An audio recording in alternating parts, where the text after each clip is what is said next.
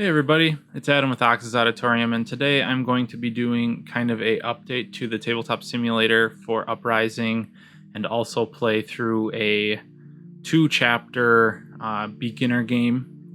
It's not a full game, it does just kind of help you learn mechanics and things like that, and that's definitely where I'd recommend starting, and kind of work your way up to harder difficulties. I'm really enjoying this game a lot, so I will probably be doing some multiple playthroughs, like a little playthrough series for this, sadly on Tabletop Simulator until we get the game, which is slotted still for 2021, so the sooner that comes the better. And then I just want to give some also tips and tricks that I've learned as I play, and it's hard to just like compile them, so I figured I'll just kind of do a playthrough, and as I remember things, I'll say, hey, this is what I do here, or this is a thing here. And the first one, jumping right into it, is updating the mod. So the guys over at Nemesis have done a fantastic job about listening to feedback with different things like that. And so they are updating the mod pretty frequently. With that said, a lot of people get confused on, well, shouldn't it just auto-update? And yes and no, Tabletop Simulator can be a little finicky. So the easiest way I've found is to go ahead and open your Files Explorer right on your desktop. And then you're going to go into Documents. When you're in Documents, you have the My Games folder. And then you're going to pick Tabletop Simulator. In here, you have your mods folder. So you're going to have all the mods you have installed there.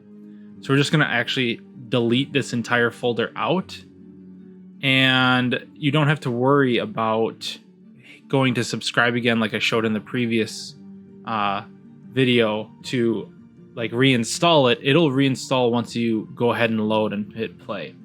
So we will jump into Tabletop Simulator here and get that going. I'm just gonna try to make it full screen more here.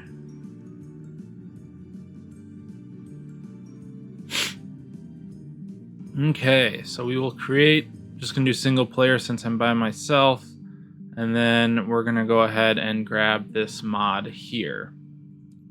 So we'll hit load, and as you can see, even though I deleted the mod, it's just gonna re-download and reload all of those features again. So it'll be a little bit slower the first time you load, but it's pretty good if they ever post that they've updated anything, just to go ahead and do that, because then it'll reduce any potential problems that you may have.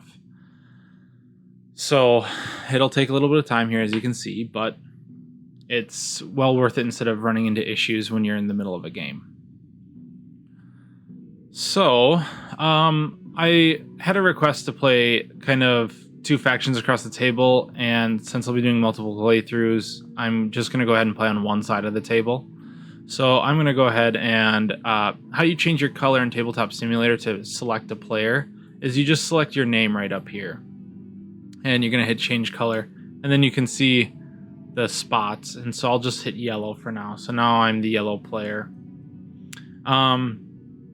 I move the camera, if you haven't figured that out yet, by the right click, hold, and then kind of spin the mouse is the way I move the camera around. And then if you want to just drag, you can click the mouse wheel and drag side to side.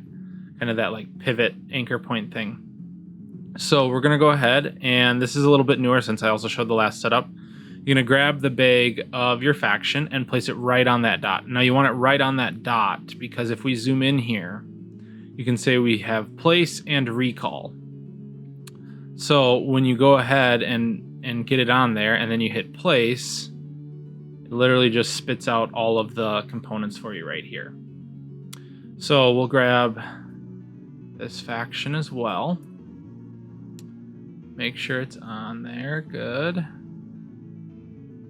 And we'll hit place. Okay. So we got those out.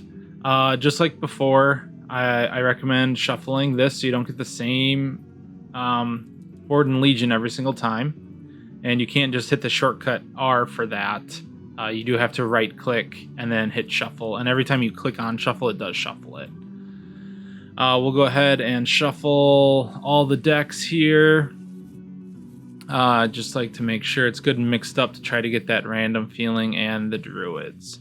Since we are only playing a 2-chapter round here for the first game, we're only going to draw 2 druids. And then we're going to go ahead and hit that 2-player easy button right here.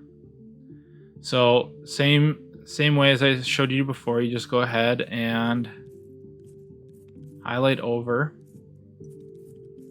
And that's going to seed your map. So we will then place here, flip, and here, flip. And flipping is the F key on the keyboard.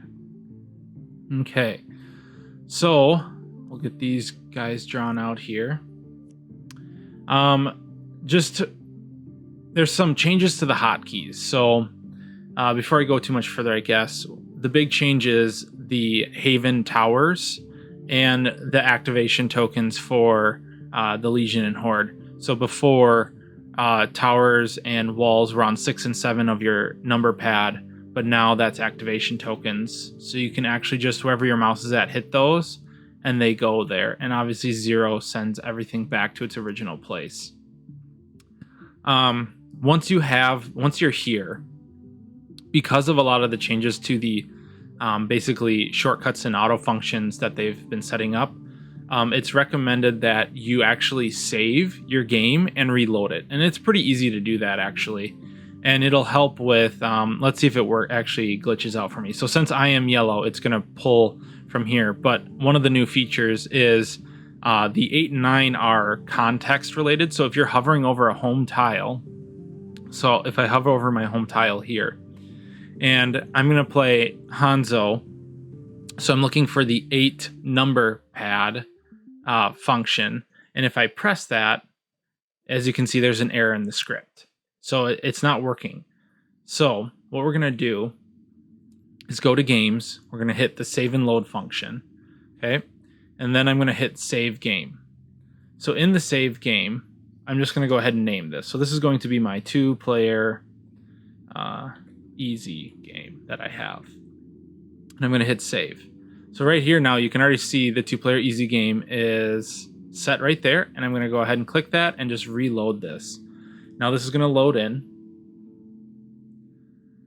There we go. So it kind of resets you where you're at. It keeps you in your same place, but then it loads the game just as if in current state. And now you can use that too, to that save function, to actually come back to a game if you're in the middle of a game and you got to go. So now showing you when I go ahead and hit the 8 here for Hanzo, it actually pulls. Oops, and I hit the wrong one. So 8 is female, or it's messed up on this one, and brings it. But as you can see, it brings the hero with your Haven there. So we'll go ahead and just swap out the hero. I'm actually going to just send her right to the bag here and bring out him. So we're going to go ahead and lock the tiles like I've said before. So lock is the L key on your keyboard. I am notorious for being clumsy, so I just go ahead and lock everything up. Some people don't lock the tiles till they've actually flipped them, but I figure it's not that hard to just hit unlock and lock as opposed to taking your standee and knocking everything over. So we'll go ahead and also we'll play some Yanni, I guess. So we'll flip card here, flip card there, and we will go ahead and place her out. Since I'm not that player, I don't think the hotkey works. So I'm just going to go ahead and manually place. You can do that too. It's not that hard to drag, as you can see. Let's get our point trackers there. A little trick also for finding your starting feats. If you hit search, instead of just trying to find which ones say start, in this search function here, if you start searching start, it actually pulls up those two because the word start is in the actual title of the card. So we can grab these, flip them over. So you start with Koloth, discard this, destroy your Koloth here to ignore all skulls on your enemy's dice. Just also a disclaimer, I am terrible at pronunciations, so if I'm saying something funny, it's probably going to happen a lot. just go with it. I'll try to make sure my mouse or something is obvious what I'm talking about. But Elder is the other one. You can add any one die to rolls outside of your combat. So this is actually really powerful for questing and different things where it tells you to roll hero dice and things like that. Not just specifically, like a lot of people just auto think questing, but there's like events and things that actually you can use this on as well. So that's quite powerful. Let's see here. And then now that we have her set up, we're just going to go ahead and shuffle that deck since we did take a look and it was loaded standardly. So it loads every single time. So we're going to go ahead and search in here. I'll do that little start trick again. Grab out the cards. So we will flip these over and I'll talk about these as well. So Hanzo has Treachery. Pay 1 salt to ignore all enemy shields. This is actually an amazing ability. It's for both archery and clash, so it's very powerful. You can use like lightning to cancel out 1 if you have extra lightning, but just having a couple extra salt for when you have a good roll and maybe they roll all shields, it's just amazing to just pay 1 salt and ignore it and just wreck your enemies.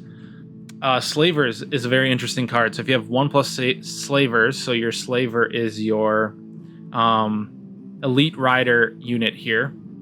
If you have one of those on the hex that you either destroy a legion or garrison, you may place 1 basic unit on any haven. So your basic units then are your archers and your warriors, your sellswords and your hunters. Now, that basically, if you play it correctly, will generate a whole second army for yourself. So Hanzo is very good and shines a lot when he's hunting down the Empire.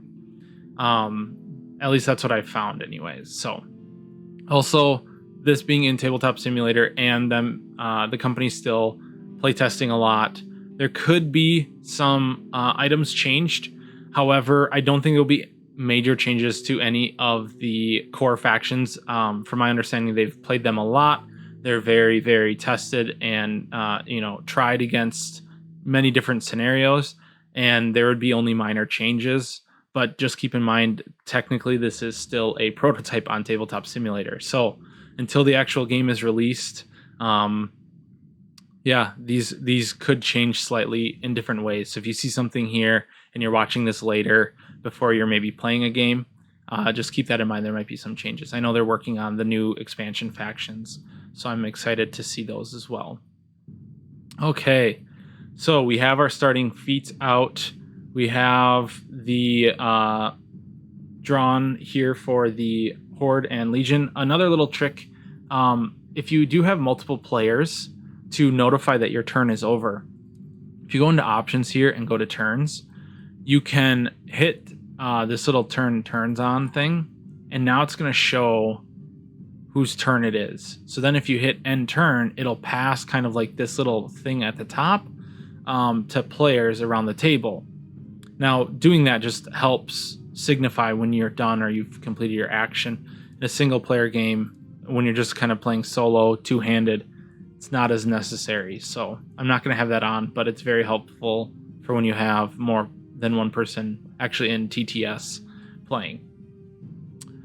Let's see here. So we have this set up basically. Let's get our little phases here on. So refresh phase. I think that's pretty much everything. So we'll just go ahead and say Yanni is first player, ladies first. And we will reveal one druid card. So we will reveal here the Deep Dweller. Place your cheapest unit in resources from any graveyard on any explored hex without enemy units, after damage once per round.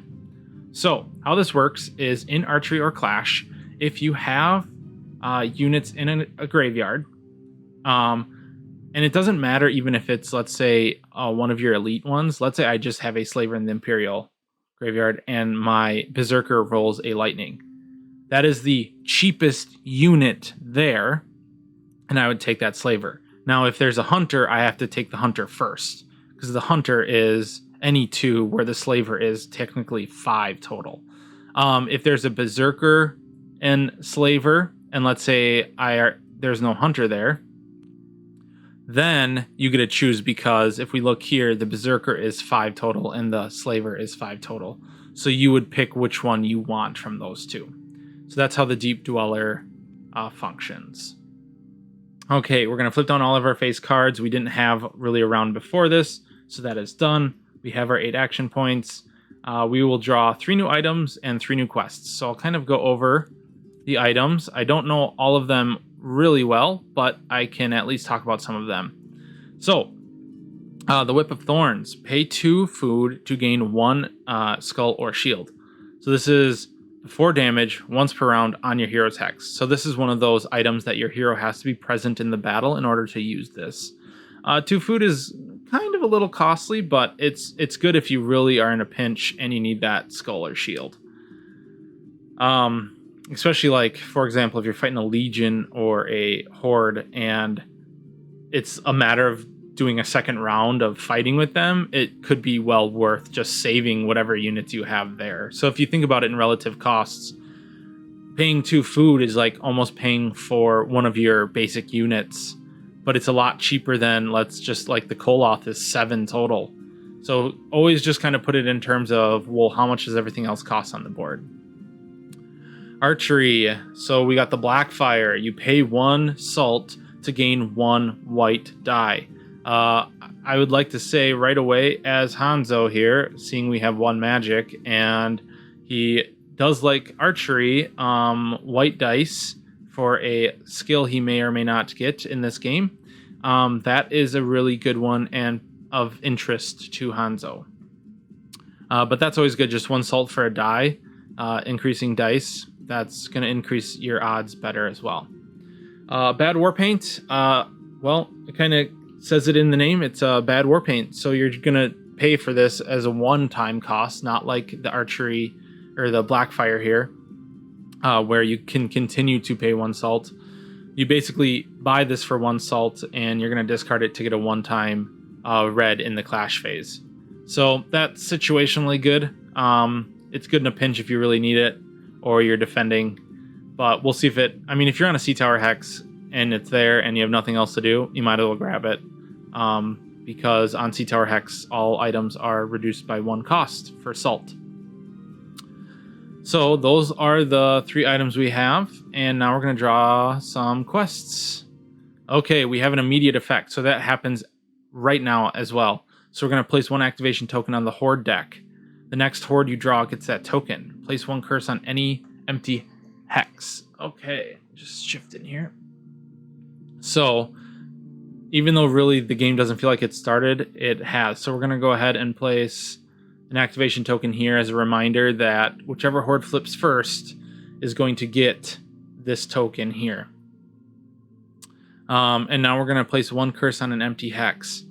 So you can kind of manipulate curses a little bit to your advantage in terms of placing them close to the Empire and then fighting the Empire on that, because if we look on here, the curse says only Chaos can use bolts where the land is cursed. So, that being said, the player nor the Empire gets to use bolts. So, depending on how that goes, but let's see here. The hotkey for this, I believe, is 5. Curse, yes, 5. So, we will go ahead and I'm just going to throw it out kind of as a non-factor here. Oops, it didn't have the right thing set here. Okay, there we go. I have to look at the shortcuts once in a while because I have everything macroed in terms of I don't like having the numpad and my mouse, so I feel like I'm playing like this, where I have everything on the outside of my keyboard and my mouse reprogrammed, so I know them in my head, but it doesn't help you if I'm saying, well, hit your macro button 6, because most people don't have that. So that's why I am still referring to what the actual numbers are, because I've just self-taught myself different things than what's standard. So that's why I refer to that once in a while. Let's go ahead, and lock this guy down and that guy. So let's go over some of the quests. Back, focus again, Adam. Let's focus. Okay, so starting with the Hokan Scout.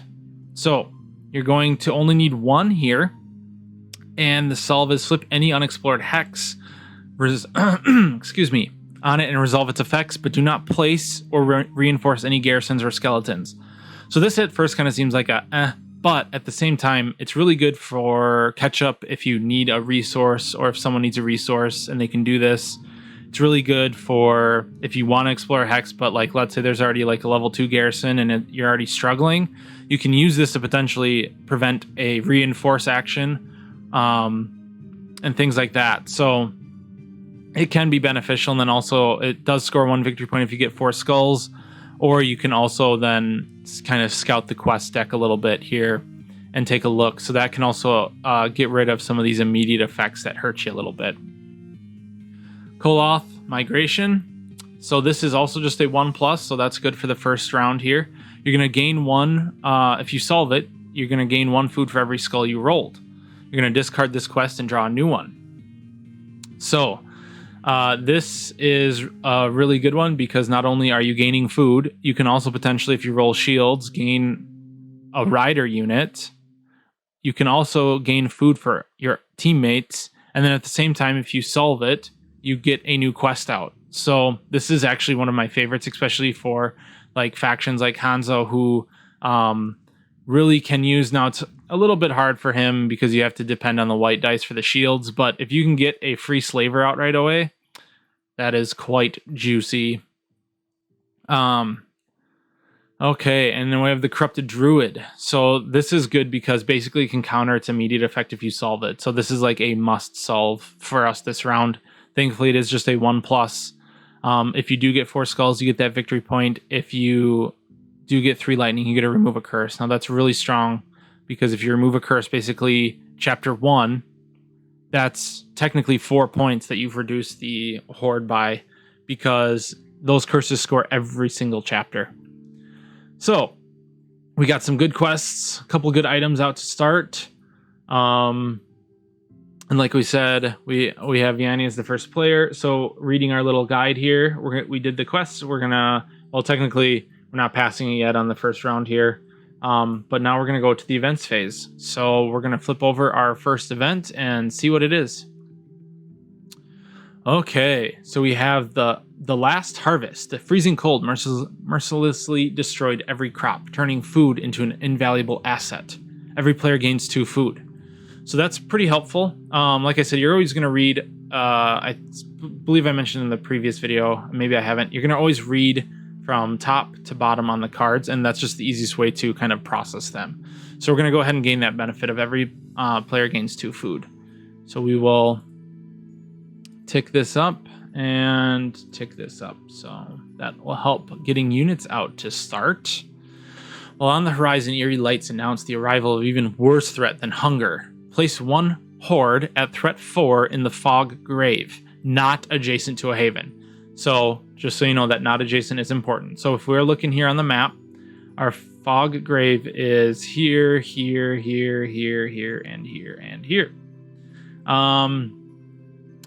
So we also need to place a horde. So we're going to draw this horde.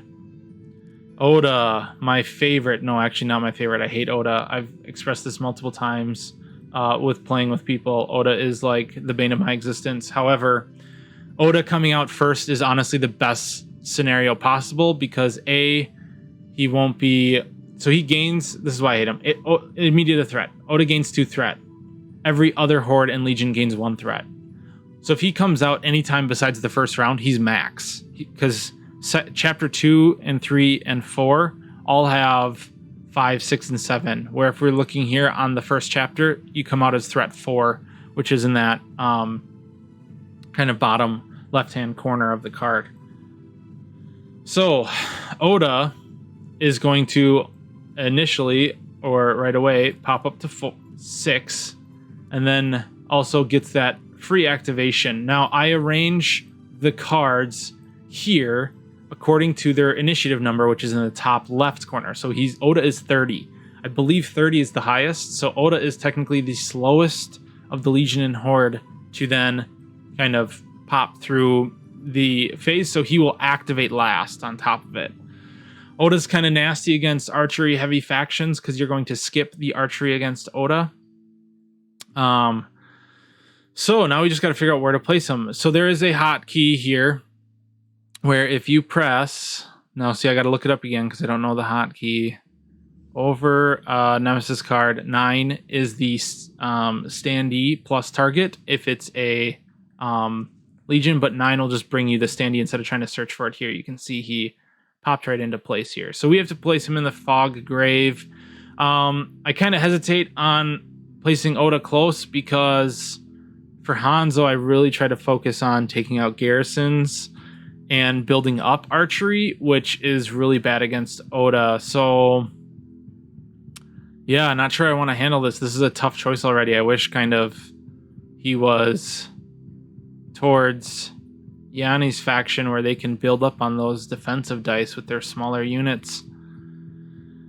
I guess let's go ahead and place him here and we can kind of see how the cookie crumbles in terms of how he moves towards the capital and things like that. So I've played a decent amount for strategies, but I haven't figured out everything yet. So maybe that was a really bad choice. You're going to learn a lot of little tips and tricks as you play, like in terms of actual mechanics through the gameplay. And I'm not just talking about on Tabletop Simulator. Every faction has their little specialty loopholes per se that they don't break the rules, but they're designed to exploit some feature of the game. So you will start to learn that more. I'm obviously still learning. I have maybe 10 to 15 games under my belt, I bet. I haven't kept track, and I've played solo a decent amount, and I've taught other people, so we'll see if that was smart or not. So going back to the event here, you're going to also place one horde at threat 4 in the Screaming Sea, not adjacent to a haven. So we're going to draw another horde, and we have the Counter of Omens. We're going to place 2 skeletons in his hex. So if we look at the Counter of Omens compared to Oda, Oda has a lot of black dice, red dice. He hits hard, and orange dice. Or sorry, it always looks orange to me in Tabletop Simulator. It is supposed to be yellow, but yeah, that's obviously not a large factor. So if I say orange or yellow, it's interchangeably the same die, just so everyone's aware. But if we look at the Counter of Omens, he doesn't seem as bad. Oh, some blue dice is, his archery round is only whites, which, whites have the most blanks on them. So if we take a look at our dice chart here, a white is a 50-50 shot of even getting any symbol. But where he kind of is nasty is he's going to place 2 skeletons on his hex. And if we look at the destroyed thing where you, on the bottom of his card, where you gain victory points or the resolve effect of beating him, he places 2 more skeletons here. So in order to really fight him, you almost have to fight him 4 skeletons strong on top of his, just his normal nastiness, I guess. So I believe it said Screaming Sea. Yes, so the Screaming Sea is all along here. So let's find a good place to put him. So kind of looking at, I think we want to try to take him out as soon as possible. So, a lot of the Highlanders, because I'm not going to pronounce the actual proper name for their faction here, the mountain people, is salt and or plunder, or salt and plunder. There's not a lot of food. So if we're looking here, we're going to want to actually probably explore these. And this one, honestly, this plunder tile here is better, in my opinion, because it's closer to that sea tower. And those sea towers are just immensely powerful, and I'll hopefully be able to show you how that works. So if we're going for this here, we'll most likely build a haven. We can then try to maybe fight the Counter of Omens there. So let's go ahead and place the Counter of Omens in this spot there. So that now resolves the event. We've done all of the reading, all of the placing, things like that. So looking back here now, we're going to place 1 activation token on every Horde and Legion card. So now we will go ahead, and that's a hotkey. Like I said, I have to look here again. Activation token for the Chaos is 7 and Empire is 6. So as we look here, Oda is going to basically activate twice if we don't take care of him, which can be kind of dangerous. Or he might just go right to the capital and get some crazy points for chaos, and then also spawn a legion if he takes out that garrison. So I guess we'll kind of have to see how that goes. So we've done that. So the event phase is over. Now the fun stuff, the build phase. So I am currently at this spot, I believe. Yes, I'm yellow. You can see here instead of turning around. So at your player station, if you're playing two kind of handed solo, you can only do this for one without switching players a lot. But you can just actually hover over your deck and hit the number 2 button across the top of your keyboard. That's going to go ahead, and I already love what I see here. That's going to go ahead and draw 2 cards. Now you will put one, you'll keep one and put one back. So this is Imperial Connections. Flip this to discard 1 item from the market and gain its cost. That's a nice little salt generator, but I can already tell you I'm going to 0 this guy away and put that at, so if you hit 0 on the numpad, it sends it to the bottom of your deck. So that makes it super easy. As long as you don't move your deck, you're fine. It'll go right back to that place. But this is what I was hoping for. The Rebel Marksman, flip this to reroll any of your white dice. Why is that awesome? Well, not only is there this sweet archery phase for white die, but Hanzo's 4 archers all have white dice. So basically in your archery phase, you can reroll any blanks you get on those whites. Kind of talking about the dice here. So yes, whites are a 50-50 shot, so that reroll is super powerful. Also, if you notice, whites are the only dice that can get a skull and shield at the same time. So yes, I know it's a 1 in 6 shot, but if that comes up, that's super powerful because you're not only dealing damage, you're defending yourself. So that's keeping your guys on the board and dealing damage as you're defending yourself. So those white dice can sometimes be the MVPs in a fight by saving, and also like saving your units and destroying other people. Now, what's sad is I'm super set up for archery, and I have to face Oda. So I'm thinking, though, we might use this Corrupt Druid to stall him a round.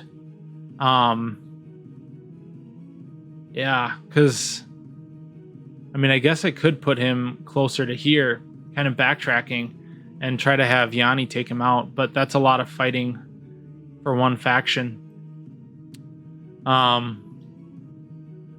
Ooh, interesting choice. And then that could also go really far south for Yanni. So let's just leave it as is and see how it goes. So we've done our feats for Hanzo. Here you can either just drag up from the deck and flip over, or if you want, you can right click. There's the deal function, and this is the blue player. So if you go ahead and just click blue, it deals to blue. So you could just go that and hit twice and it'll pop up. I don't have as much experience with Yanni, but I know she's a really good quester. So we'll kind of take a look at that and see what's going on. So her 2 options are traps. Ignore 1 skull or shield on one of your enemy's dice. So before damage once per round on your hero's hex. Well, that's just like a good, like, free thing that always happens. Clash. Flip this to lose 1 shield and gain 1 lightning. Now, that could be quite powerful with the Deep Dwellers, and they have their younglings here who are blue dice.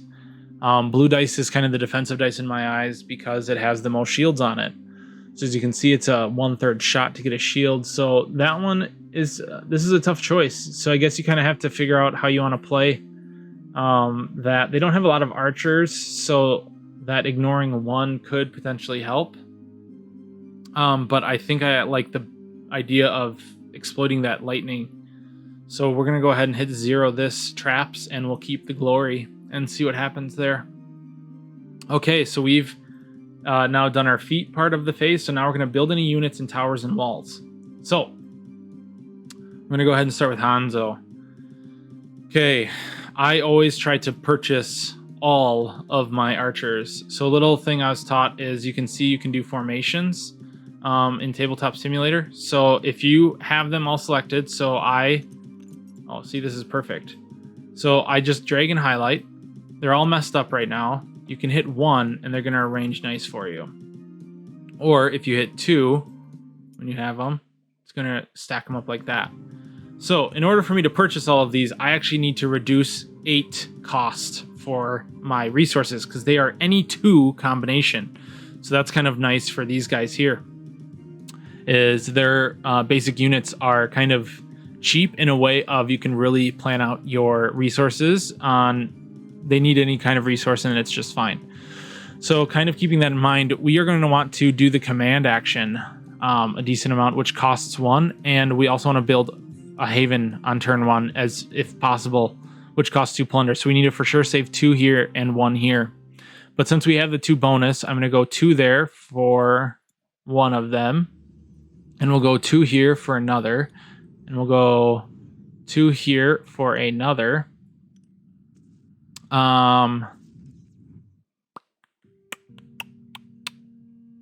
Let's see here. Can I get a slaver out right away? That could be helpful.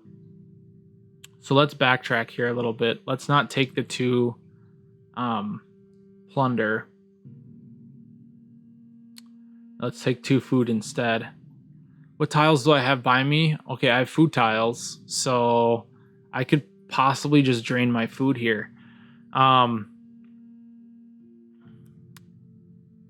So let's see here. Let's just backtrack and go 5, 5, 7 again, so I don't screw up here. So we're gonna go 2. Don't want to appear that I'm cheating here. 2 more, and we'll go 2 more for 3. And then we're gonna go ahead and drop 2 here for the 4th, and we got 2 and 3 for a slaver. So that is perfect because I can basically do everything I asked, and I now have my engine going already of the slaver's ability. So when you destroy garrisons, you get units, which could possibly help against Oda as well. So let's go ahead and drop these guys in here on the home hex. And they are all set to go. Okay, Yanni's units. So 2 or 2, 2 or 2. Same concept here. We have 2 for a haven, 1 for a command. Kind of the bummer with this extra food is the only thing for food for these guys is the Koloth, and if you take the 4 right away, it could hurt you in terms of your starting units. So we're basically, you can probably count on for sure 1 plunder by exploring this tile. So I think we can go 1, 2 for a spear and 1, 2 for a second spear slinger. And then we'll go 1, 2 for the youngling and 1, 2 for a second youngling. They're a little bit more expensive in terms of they're very specific here for cost. I mean, technically it's 2 and 2, but these guys are a lot more customizable, as you can see with the food, where now I just have tons of food here. But we'll see how it plays out. So let's go ahead and get these guys arranged, placed on the haven. We got lots of food so we can run around and kill lots of things, hopefully. And we can also build towers or walls. As you can see, they're 1 plunder each, but plunder's kind of scarce in the beginning, so I typically end up buying units instead of fortifying to begin with anyways. Unless it's a dire situation, you're like, okay, it's more important for me to fortify first. So turn 1 you shouldn't be there, but I guess it depends on where you place these guys, but you can't place them adjacent. So okay, actions phase. So we will be getting into actions. So we said Yanni's the first player. Also taking a look at the quest, as you can see on the bottom, there is like a bonus. So if your player is on an unexplored hex, you get +1. If your hero is on a Badlands, get +1. If your hero is on a Curse with a Hex, get +1. So there are those. Now, looking at this, it's going to be really hard for any of our heroes to possibly get 3 lightning. So probably just to feel better about myself right away, I'm almost thinking I'm just going to try and solve this right out of the gate, the +1 with Yanni, in order to neutralize Oda for 1 round. Now, Oda will still jump up to 7 if we don't take care of him. But honestly, let's take a look at his card here.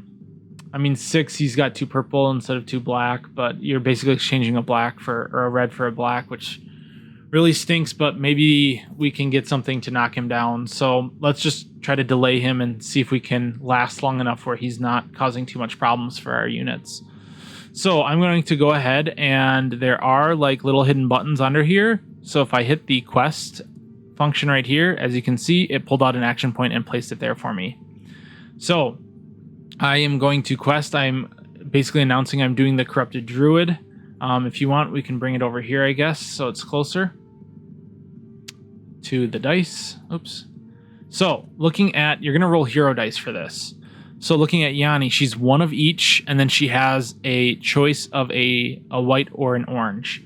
Now, the shield doesn't actually gain us any benefits, so I'm probably just going to go for that skull victory point because that seems the most realistic in terms of getting, and also then being able to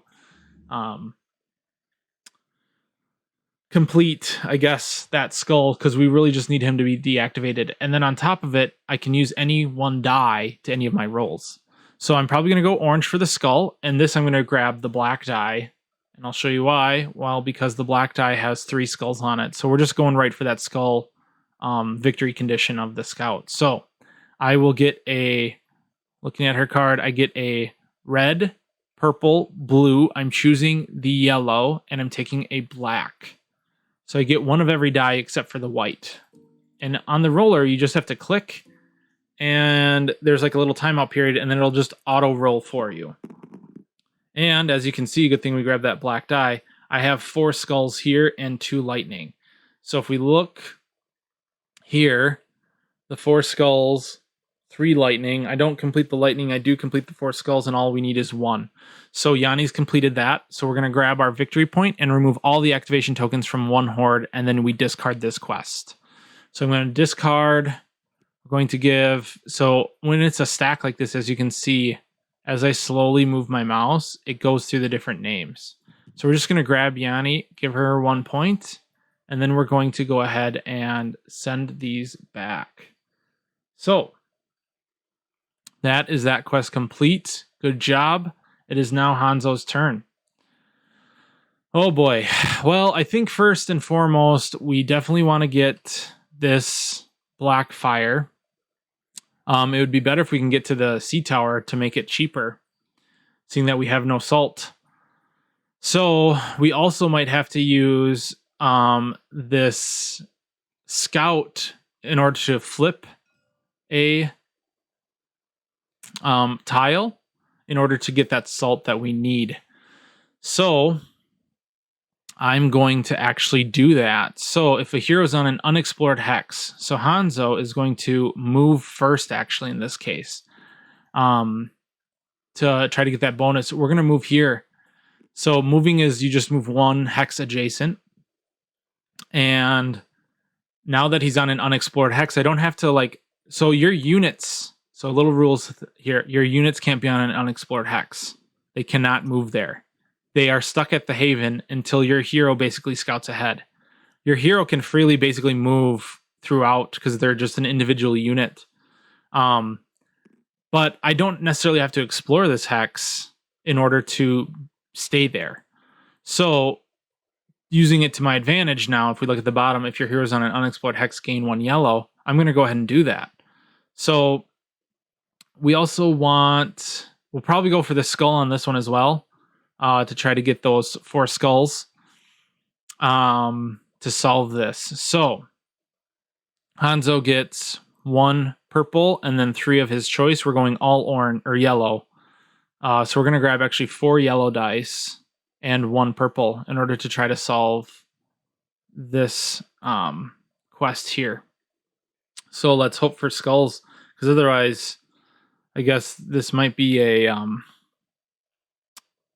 this might not do too well, but at least the fail condition is not too bad. You just discard the quest, you basically lose an action point. So 1, 2, 3, 4, and a purple. Let's hope for some skulls. Let's go. Hey, look at that. That's what we like to see. So, 4 skulls. We got 1 victory point, and now we get to flip an unexplored hex without resolving its effects. So, that sends away. Hanzo gets a point. Hanzo likes garrisons, and he will probably kind of be moving towards this side of the map. So we're going to try to do Yanni a solid here, and we're going to actually flip over this one here. So he's going to gain 2 salt. If empty, place 1 garrison, and then you place a garrison on an empty hex. Our scout allowed us to not place garrisons. So Hanzo's going to grab his 2 salt, and we get to place this tile. So this little symbol here is impassable terrain, meaning hordes, legions, your units can't pass that, but heroes can. So heroes are the only ones that can go across these. So you can use this in a couple different ways. We could place it, let's get the right rotation here. So if you change the rotation as it's on 90, flips it a little bit too much, where 60 is like perfect. And I'm using the Q and E to flip it like this. Some people like to have this just on a lower, and if you click and hold with your right mouse and then you mouse wheel it, you can just spin it also how you want. I've seen a lot of people do that. I personally feel like I like just changing this to 60 and using the Q and E on your keyboard to rotate it, because even if there's a garrison here, so let's go ahead and pop like some garrisons on here, and that's 1, 2, and 3 on your number pad. You don't mess it up for yourself. So even when that's on there and it's unlocked, okay, see, now I'm not even showing you properly here, because that's how that goes when you do that. Okay, so wow, most likely going to be unedited, so you get to see this mess up.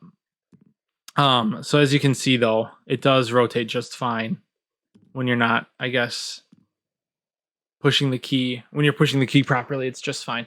So we can place this.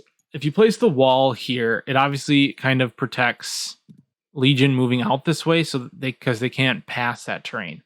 Or you could place it towards the ice lands or the ice wastes and prevent Horde from coming in. I would definitely recommend one of the two.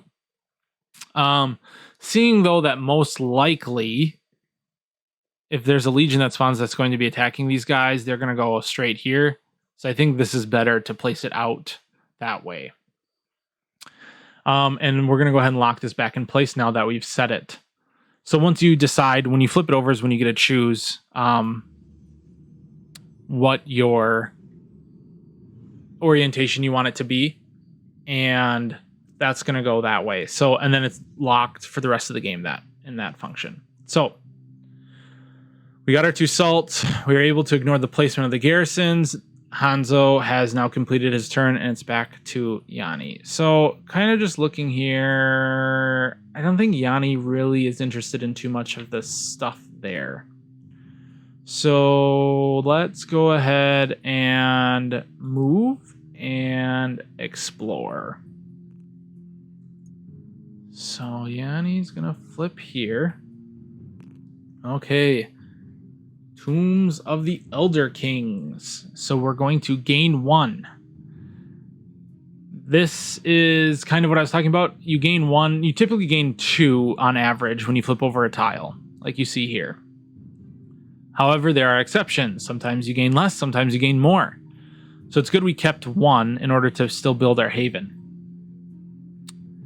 We're going to go ahead and pick our orientation. So this is interesting because we don't want to block the counter of omens from coming in, because our plan is just to get rid of him while he's semi-weak. And I just realized also that I forgot to do his immediate effect and place 2 skeletons down. So we're going to place a couple skeletons here. Now, strategy-wise, if we wait for him to come in here, this is a Highland Hex. So his archery is already going to be weakened from 3 down to 1, because you only get 1 archery. It will also weaken our archers, but we have less archers anyways, with only 2 spear slingers.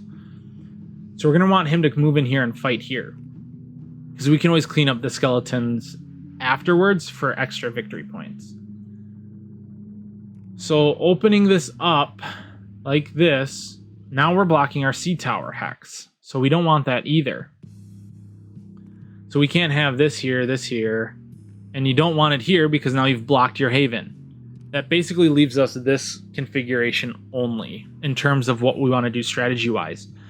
Now, this can hurt a little bit because now you're also restricting your movement to here, but we do have the sea tower nearby. So if we can basically get control of the sea tower, that's good for us.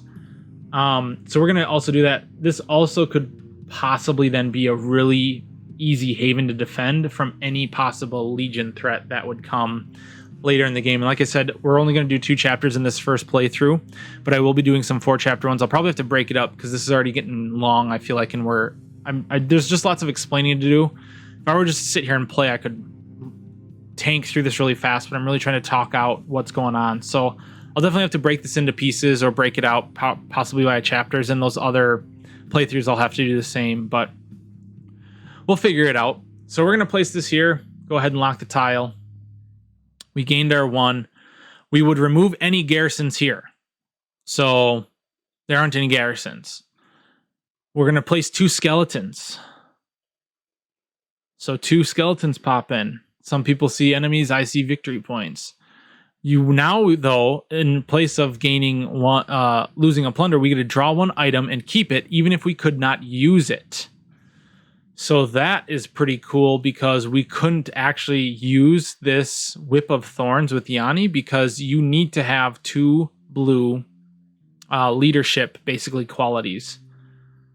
But with this item, we can now grab this. So actually, I think I like this better because it's reusable and we have a lot of food with not a whole lot to do with it. So we're going to grab this and place that here, and the items refill right away. Now, that would have been nice had it been up first. I probably, hindsight's 2020, right? Now you're like, oh, shoot, Hanzo should have bought this before exploring here. Well, that's part of the game. So this would have been really nice for Yanni. Pay 2 resources to add a skull, shield, or lightning to any player's roll outside of combat. Super good for questing. Hanzo might have to spend all of his salt at the Sea Tower Hex to pick up both the Blackfire and the Runestones, because he does have 3 Guile. Oops, I'm moving farther than I need to. He has 3 Guile, so he can pick up that. And he can do that on any player's roll, so he can actually help pay for other people, which is good because his payment for units and stuff is a lot more versatile. So that'll work out quite nicely. It is a co-op game, so help out your teammates, help out your other factions. You don't necessarily trust each other, so you can't move on the same tiles, but your heroes can move on the same tile. So I could have Hanzo here or here, but I can never have units move into this haven now that it's here. So keep that in mind also for building havens, because you can possibly block players' movement as well. So we got that. We've resolved that. That is Yanni's turn. So we're going to jump over to Hanzo. Let's just go ahead and explore to see what's under that tile. So we're going to hit the explore action here. Come on over here. Unlock this. Flip it over. We're going to gain 2 food. If empty, place 2 garrisons here. If not, reinforce. Place 1 activation token on a Legion or Horde card with the least tokens. That really stinks. We definitely should have waited on the quest, because now Oda will activate, seeing that Oda has 0. So that was a big mistake of mine. Don't do what I just did, you guys. So I'll gain 2 food. We're going to place 2 garrisons, which we're okay with. So I'm going to go there. And we already did the activation token as well. This has no walls, so orientation does not matter, or impassable terrain. And that's going to be Hanzo's turn. Back to Yanni. Oh, I think we should do some fighting. So we're going to go ahead and command. So command, you subtract 1 here. And command is moving units, but also heroes, 1 square. So if Yanni was here, let's say, we could move her in and move these guys in. And movement, just to clarify, you're not saying I'm commanding... Oh, see, look, I'm commanding skeletons now. I'm not commanding just these units from this tile to here. You're saying I'm commanding to this tile. This is the tile I'm actually activating. So if, like, I know they can't go there because they're unexplored, but, and also because of the wall, but this is just an example. If this is how it was, and this is the tile I'm moving to, and we don't have the impassable terrain, I can actually move from here, from here, from here. I'm sure you're getting it at this point, but you can move from any adjacent tile to that tile. So you're not moving from this tile to this tile. You're selecting the tile you're moving to. So if anyone's played Twilight Imperium, it has very similar movement mechanics as that game does too. So I know that's a game that probably everyone's like, really, Twilight Imperium, Adam? Okay, well, it's a good game, so you should go play it if you haven't. I would happily teach you.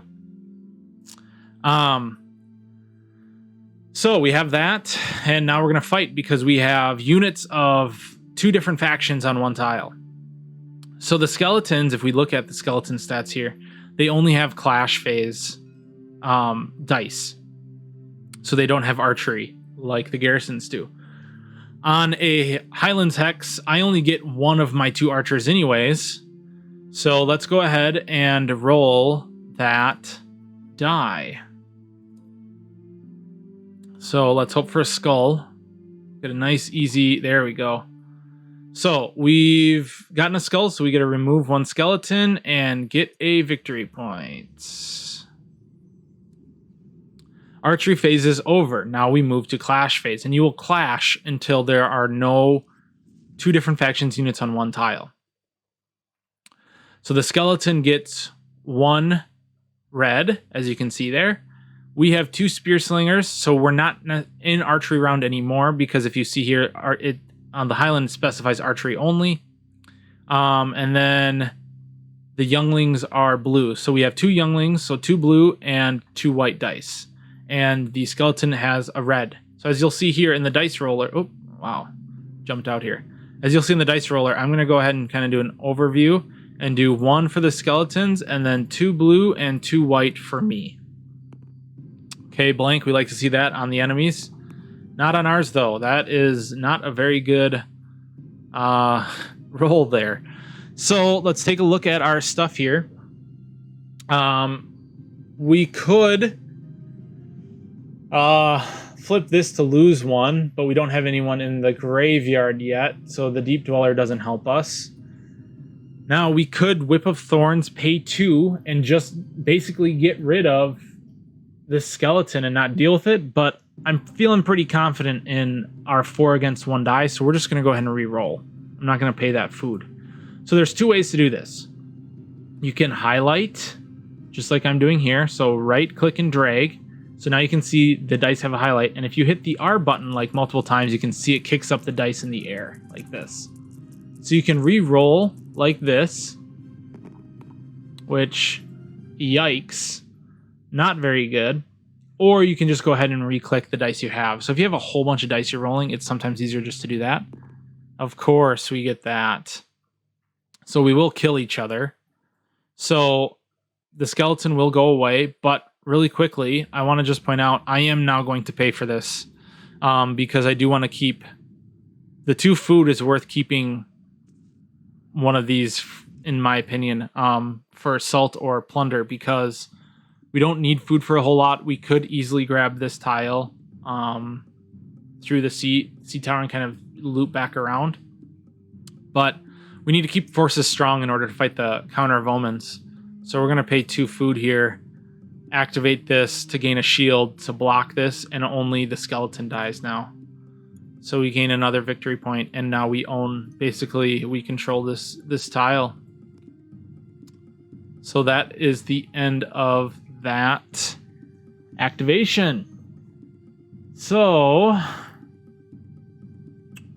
Oh, Hanzo. We need to go to the market, I feel like. So we are going to move. We're on a sea tower. And I believe rules say you do have to flip the sea tower in order for it to be active, because right now it doesn't show anything. Maybe I can get a rules clarification on that, and I'll post an edit in the comments or something like that. But we'll go ahead, and I want to make sure I have enough. If I explore and then I shop twice, that's 2 down, and then I still have enough to take out that garrison. So that's what we're going to do here. We're going to flip and see what it is. Okay. This is really good next to Hanzo. So units and heroes here pay 1 less. We gain 2 salt. So now we've got lots of salt to buy items. There aren't any skeletons here, but we are going to we're going to place 2 garrisons. I'm going to go ahead and rotate this though, because as it is now, my units can't move in here. So if I place it like this, it blocks from this tile and this tile. Or I could place it like this to block here and here. Let's just go ahead and leave it like this. Since you're here, you can jump. It does prevent people from moving in here, but I'm thinking that also will help prevent against the capital, because I do have interest in grabbing a haven there. Havens on a sea tower hex are super powerful, because basically the units you build on there then can jump to anywhere on the map you need them to right away. So we remove skeletons and place garrisons. So we're gonna go 1 and 2. Okay. So that is there. Looks like seeing that this is the only rider, and if we can get this 2 shields, that would be super strong. But I hesitate, because we want Hanzo to have the ruins in order to really help us, because if we can get a free Koloth here, that's going to be amazing. So if we read here, let's really set ourselves up for that. Let's place 1 rider unit on any of your havens. So let's go ahead and build a haven for Yanni to get this engine rolling. So we'll go ahead and grab the haven, drop it in place. Havens are good because A, they score you victory points. You get 2 points for every haven you have out at the end of the round. They generate more resources for you. So as you can see, if you have 0 havens, you get 2 and 1. But now I jumped to 3 and 1, and now I'm up to 4 and 1 and 1. So havens are like a key point to winning and being successful in this game. Get them out, get them going, and get them generating not only points but resources for you. They also gain the resources on the tiles. Just so you know, this is a victory point, not a resource. It's a special hex, and I'll cover that in that phase. So we have the haven. We've done the action. Let's go ahead and go to the market. So the market says, gain 1 item from the market that your hero can use. So you have to be able to use it, whoever's purchasing it. Meaning, if there was something that was like Leadership 2, I couldn't buy it for Hanzo. You can't buy it, period. You can't buy it with intentions to trade it. You have to be able to accumulate it, because anything you have here you can use.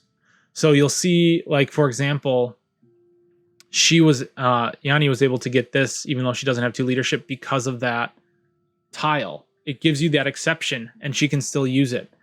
So keep in mind, we're on a sea tower, so you pay 1 less salt for items on the market. We're going to grab this runestones first, because we want Yanni to quest next to get that Koloth. So we're going to grab this for 1 salt, not 2.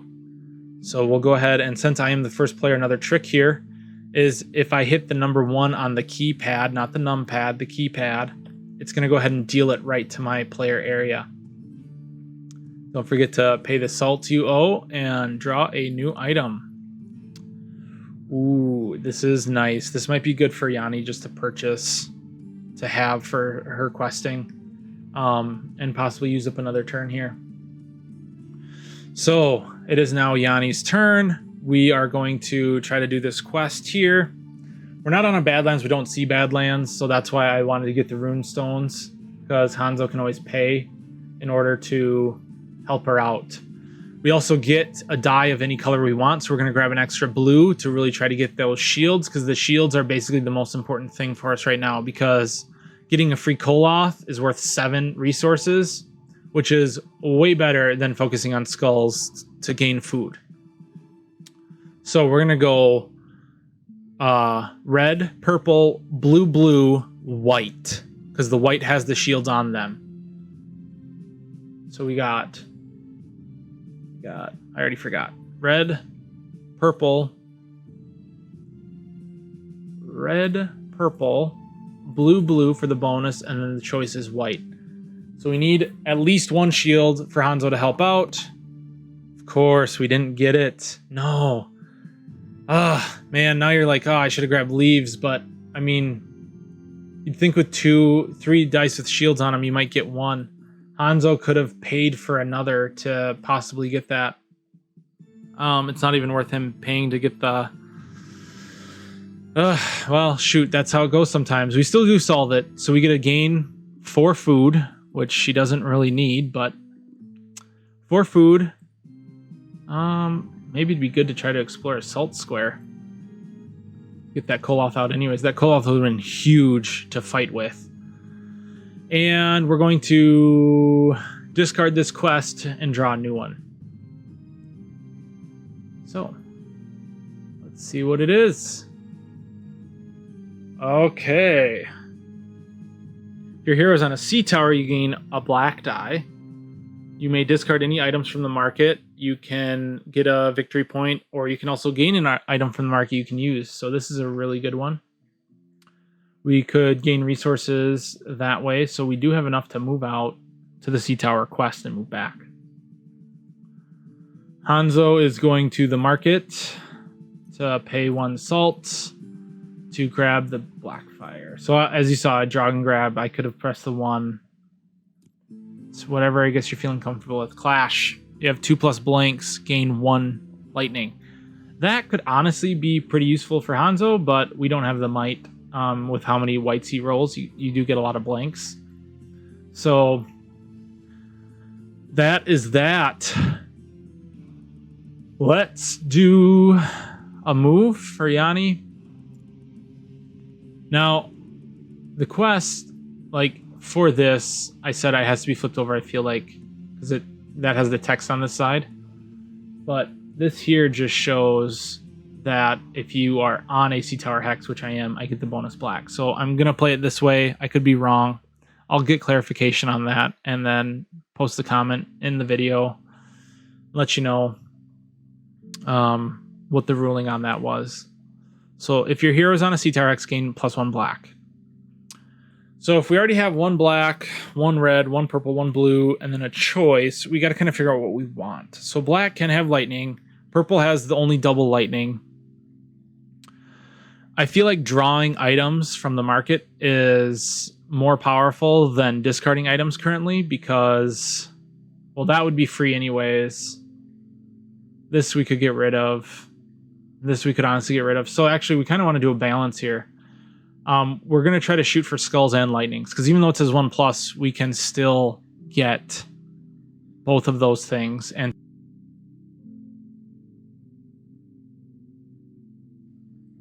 yeah. Okay. Let's do this.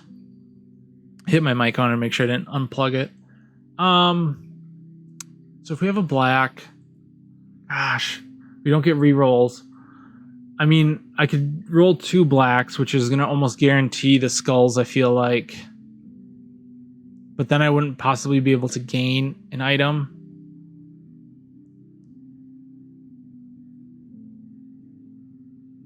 We also need to not cheat and actually hit the quest button here. So she only has 1 movement. So she's only gaining 1 item. So actually, the lightning is much more important because we won't be able to purchase because we're running out of actions. So sorry, thought processing here. You sometimes do have to try to think it out. So purple for the Elder is going to be more powerful in this case. So we're going to grab 2 purples, a red, a blue. We're going to go orange for the skulls. No, let's go white for the shield. And then we're going to grab, because of the extra black dye here. So we're going to go black, red, purple, purple, blue, white. So black, purple, purple, blue, red, white. So let's hope for some good rolls here. Okay. So we didn't get the lightning. We did get the skulls though. So the skulls, we can discard items from the market. Now, Hanzo does have an extra action, so it might be beneficial to get rid of these here. So we're going to go ahead and get rid of these and see what comes up. The Nether Sea map. Are you kidding me? Okay. Hanzo is going to pay, because the Nether Sea map is like my favorite item in the game. It's so good. Imperial Defectors. Every player gains 1 basic unit on any of their havens. 2 salt for that. That could be also very beneficial for Hanzo to buy. So Hanzo's going to lose 2 food to pay for an extra bolt for Yanni to can also complete the gain 1 item. So we're going to gain resources for every skull rolled. So we're really trying to set up Yanni here to defend herself. So we're going to be getting plunder from this tile. So we're hoping that we'll defend. So we're going to gain 4 plunder or 4 salt from this quest here, because we rolled 4 skulls. 1, 2, 3, 4. Oh, 5 skulls. Okay, sweet. Let's go ahead and just grab an extra plunder then. And then we also get to gain 1 item. We're going to go ahead and grab this map because that's just so good. Your heroes considered adjacent. Basically, they're always on a sea tower hex. So they can just jump to wherever they need to for questing. And Yanni being who we're going to be using for questing a lot, we really, really need that. So we'll draw an item here. Okay, that's not bad, seeing that neither of us can have that. And that's Yanni's turn. So now we're going to go to Hanzo. Ooh, we haven't... shoot. I really wanted to actually get this Imperial Defectors, because 1 basic unit for 2, you're basically purchasing your own unit and purchasing 1 for your ally. But it's actually more important that Hanzo gets a Haven down. So as much as we'd love to do that, thinking ahead, these items will just get discarded here. So we're going to command, and you now get to see how exciting Hanzo's archery phase is. So as I said before, commanding, you will be moving units. You're moving to a tile, not from a tile. So Hanzo jumps in here, and so do the units to fight this garrison. It's a level 2 garrison. So if we see the marshland terrain ability, it's both in archery and clash, reds become whites. So for archery phase, it doesn't matter because a level 2 garrison is going to roll 2 whites. So garrisons for archery are really easy. If it's 1, it's 1 white, 2 for 2 whites, 3 for 3 whites. And then Hanzo has all 4 of his archers out. Plus, we can pay that 1 salt to gain that extra die. So Hanzo's actually going to roll 5 whites. And he does have a feat card that allows if he has 2+ hunters, you gain a blue die. So that can his archer rolls can get kind of crazy, but you definitely want to use them against the garrison. So we're gonna do a level 2 garrison versus my archers. So level 2 garrison versus my 5 whites, and I get a re-roll. See that the stinker right there? Oof, that is not good. Good thing we have that re-roll. So as you can see here, flip this to reroll any of your white dice. This is definitely the time to use that. And it's only for the archery phase, so it's not going to do us any good past this. So we really just need A shield would be helpful. So how I did that is to re-roll these is I highlighted this one, or you can click on this one, and then I'm holding control and highlighting these. So now you can see I'm not highlighting this one, I'm highlighting the others, and I can hit that R button to roll. So what we really want is one more skull and one more shield, because we can always use our ability to destroy shields, but I'm okay with getting all of these doubles. So let's see what it is. Hey, there we go. So our shield blocks this one, and now we do 3 damage, which is, well, 4 damage. So we break one shield and we still do 3 damage. So what happens here is we destroy both levels of the garrison. I don't lose any units. I gain 2 victory points. And because I have a slaver there, even though he didn't fight... Oh, I just hit spacebar. By the way, spacebar rotates your camera to the starting position when you load the game. And that's what happens there. And I hit it every once in a while because I'm using Alt to zoom in all the time. Because I have the slavers and we destroyed a garrison, I can place a basic unit on any haven. So what I'm going to now use this for is generating my cell swords into a second army on my original haven. So that's kind of a nice little engine I've found, and I actually really like to exploit, because I'm just going to go ahead and move right here and take those guys out as well and keep that going. And I'm getting a little ahead of myself. All I did was destroy. That's what I'm doing next turn.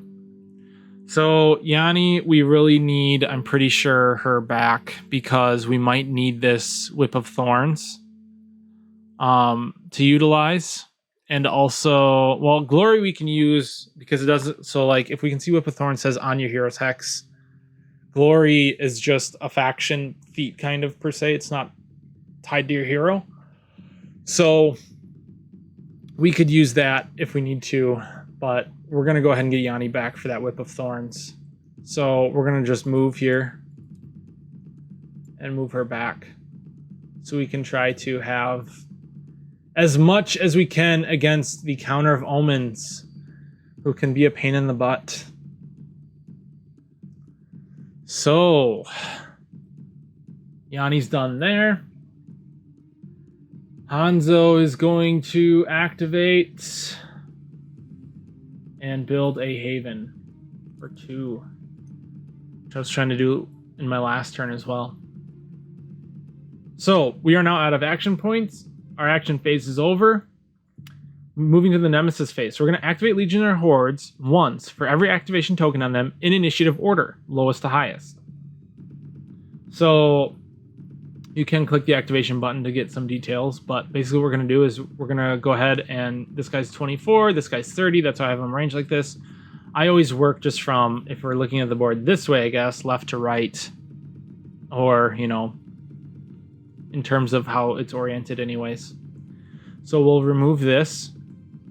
So we're going to place 2 skeletons on his hex. That was immediate.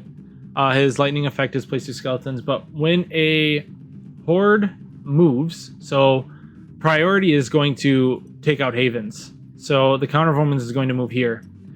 When hordes move from a curse, they drop a curse, or from a hex, they drop a curse. If there's already a curse here, and the Counter of Omens moved, they would gain a victory point, because you can't have one tile cursed more than once. So we have that. So he moved in. And technically, like, let's say he just moved here, he would be done. But because he moved here, there's going to be a fight because he counts basically as a unit. Okay, there we go. He counts as a unit, so we have to do the fight here. So archery phase is first. We're in Highlands, so you only get to roll 1 die. So if we look at all of the dice on the Counter of Omens card, it's all white. So he's just going to roll 1 white die. I have 2 archers. Both are white dice as well. So we're just going to have a 1 die versus 1 die. I will always be on the side I am on. Enemies will always be on the side away from me. That's just kind of how I always do it. Oh, no. That's not what we want to see. I have really no negation here, so I will be losing a hero. So the shortcut for this is to send a unit to the Chaos Graveyard. You will press 9 on the keypad. So let's go ahead and do that. And we're sending the Spear Slinger. Why? Well, because they roll whites, but I'm really looking to bolster my defenses with the Younglings, and also possibly to trigger this Clash ability for the Deep Dweller to hopefully get some of my guys back. But yeah, this is looking a little grim right now because he's not hurt at all. He's hurting me, and he's rolling lots of dice. So to help out, we're going to go ahead and grab the Counter of Omens from here to have his card up all the time there. And I now get to roll 2 blue and a white. And he's going to roll his. So just making sure I don't have any Koloths. Yeah, this could not be good, you guys. Might be a little hurt here. So level 4 is purple, blue, blue, yellow, yellow. So purple, blue, blue, yellow, yellow. I get 2 blue and 1 white.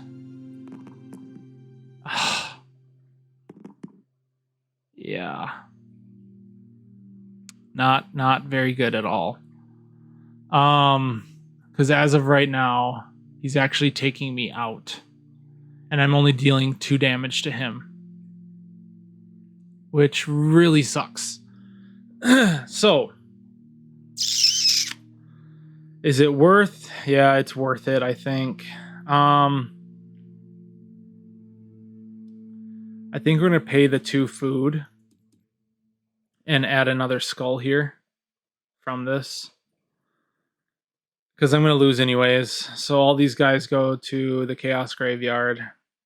And I deal... Oof. I'm only going to deal 2 damage because of his shield. God, that was a good roll for him. Ugh, that sucks. But that's part of the game.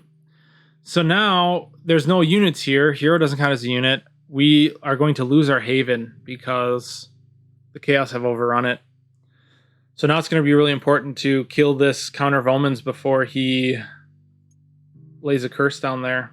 So let's go ahead and place that back. You can press 0 on these. So I'll show you. If you press 0, it goes to the first slot, so you'll just have to drop it over 1. However it works for you. Well, this is not looking good, you guys. So much for a nice, easy showing of how to play the game. Counter of Omens is going to go... Or the Oda, sorry.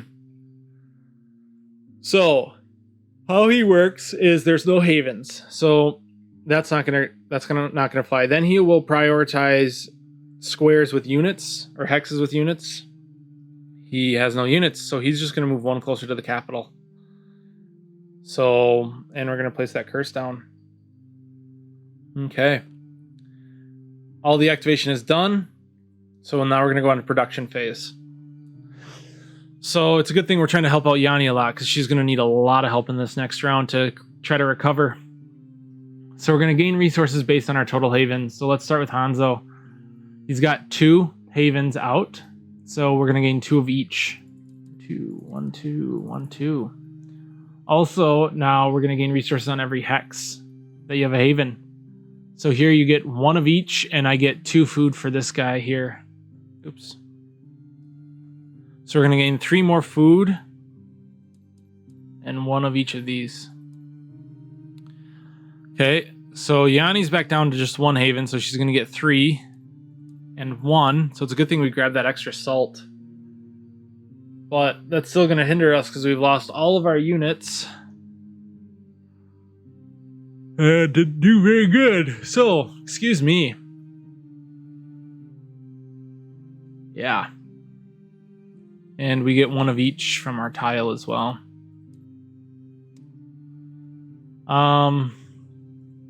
Scoring. So the Empire is going to score 1 for every hex with any garrisons. So even though this is level 3 garrison, this is level 2 garrison, it's the per hex. So they're going to score 2 points there. They're going to score 1 point for every legion in play, no legions. And they're going to score 2 points for every faction in the Imperial Graveyard. No one in there. Chaos, 1 for every curse in play. We have 1, 2, 3 curses. Then we have 1 for every horde in play. 1, 2. Not very good. And we get 2, even though there's a whole bunch of guys in there, it's only 1 faction. So they gain 2 more. Okay. Players gain 2 for each of their havens in play, and any special hexes. The 1 resource, or the 1 victory point to any player with 5 resources, will cover kind of in the last. It's like a last turn spending thing, so you don't just are sitting with a whole bunch of resources at the end of the game. Oh my gosh. Oh, excuse me. So Hanzo is going to gain 5. He has 2 havens and he has a special hex. So the special hex is that little diamond in the bottom right corner. So he will gain 5. So 1, 2, 3, 4, 5. Yanni only has 1 haven and 1, so that's just 3. So she's up to 6. So at the end of 1 round, Empire's not doing too hot, but Chaos is beating Yanni. So if the game ended right now, all players would lose. Yanni needs to be at least here in order to win. You cannot be tied with Chaos or Empire. You have to have all players above both.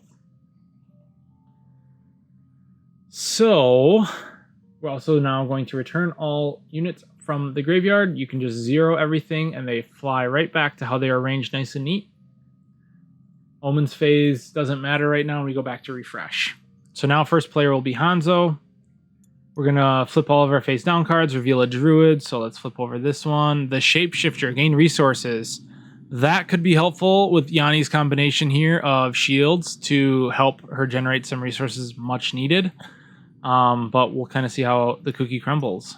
So we're going to return all the action points. She did a lot of moving last time. We're going to discard all quests. Ooh, No, we did that one. That one just wasn't discarded. And items and draw new. So we'll kind of talk about these. So these leaves I talked about before. They discard 1 die for outside rolls. Not too bad. The Nethersea Compass is basically like the Nethersea map. But it's her, oh my gosh, it's her command action. And it's a one-time use though, but then you also get to just teleport basically units to anywhere. So that's super helpful in a tight pinch.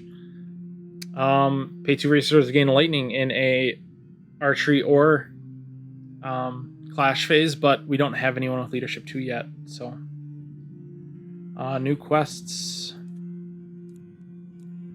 Okay, I'm glad this one came up. I want to make a little note that I learned yesterday. Intercept the Empress's caravan. So this is a 2, so it's a little bit harder. But you gain 1 item from the market even if you could not use it. You gain an extra red die on an ice waste. The Forest Spirit. So if you notice, it says then discard this quest when you solve. The Forest Spirit. Choose a hex with a curse. Pay 5 resources. Remove that curse. Gain 1 victory point. You do not discard this quest. Forest Spirit does not say discard. Therefore, you will not discard this quest. The only way you discard this quest is if you fail it. Or at the end of a round. So I was always like, why is this such a good one? I don't know why this quest is. I was lukewarm on it. Well, now that I found out you can actually complete the quest multiple times to get rid of multiple curses, it's very strong. So I just want to point that out. This does not discard if you solve it. And then we have the Tuatan allies. You're going to gain an extra blue die in clash phase on marsh hexes, and you'll also gain an extra red die to solve it on marsh hexes. Those are the turtle faction in the expansion that are coming out right here. So that is pretty cool. So that could potentially be good for Hanzo, but I don't know if it's even really worth his time right now. So, okay, we got the quest, the first player. Oh my god, I'm so sorry I'm yawning. Let's see here. We're gonna add 2 threat to all legions. How uneventful. Counter Romans back up to 4. Oda goes up to 7. Needs 1 more. Can't. gains a victory point. So I guess this is kind of good in showing things like that. First player draws and reads the event. So Hanzo's going to draw this next event. Oh, look, it's himself. Every player may pay 2 resources to place 2 basic units on any of their havens or explore empty hex. Okay, I don't know if this, like, I did not stack the deck in any way. You saw me shuffle it at the beginning. This is perfect for Yanni right now, because we're going to pay 2 food because she doesn't need that much food and get 2 basic units. So we're definitely going to grab a couple younglings to place on our haven. So that was super helpful because we might even be able to buy a Koloth to go ahead and destroy that counter of omens. So that was perfect timing. Sometimes it goes in your favor, I guess. We have 2 resources. 2 resources for 2 basic units. Well, I only have 2 more basic units left. And quite honestly, I'm going to get one here. So if any more garrisons flip up, I'm basically not using my slaver. So I'm actually, Hanzo's not going to use this event. So get rid of the counter of omens, that dirty guy. I'm going to move on. I'm going to place 2 legions at threat 5 on the capital. So draw legion, the courtesan. Gotta get my 90-degree here thing. If you ever notice, like, it went like this, it's from having this set to 60. So if you grab 90, you'll see it goes right back. So the courtesan is initiative 1, so she always the lowest, so I always put her right down here. We have to increase the threat, though, to 5 from the event, as you can see. And she's going to be kind of one of the easiest because she rolls the same dice you do. So if you have a lot of good feats that allow you to re-roll, add dice, things like that, that is much better of a type of person to fight. So currently, for Yanni, we got extra food, we got possibly this Koloth, and possibly this with whatever else is coming up. She's also not going to be rolling any extreme dice against you. She's rolling exactly what you have. So it kind of whittles you down, but at the same time, it could be better than whatever else might flip up. So we're going to go ahead and press that 9. As you can see, it pulls the standee and target. Now, how targeting works. You're going to target... Ooh, it might actually be the player with the least havens. Let me look this up quick. Uprising. So if you go to Uprising's website, they have the rules section. So that's just uprising.nemesis.games. /rules is the rules section. You can hit download rulebook. It has a big old rulebook there. You can find it on their Kickstarter page as well. But I just want to look up. They do have like a targeting. Maybe it's in here as well. Placement aid. I don't know if it says. It just says place its target on one faction's haven with the least units. These are summaries here. So if we actually pull up the rulebook now that I have downloaded here, the rulebook, you'll see you can Control F and do placement, right? If you spell it correctly. So I know it's towards the bottom of it. You can always Control F it, but for some reason. So placing a legion on the capital. Place a skeleton. Okay. To place its target, choose one faction in play with no target. Then target one of the faction's havens with the least units. Okay. So we can prioritize this courtesan to here, even though this guy has more units. I just wanted to make sure, havens.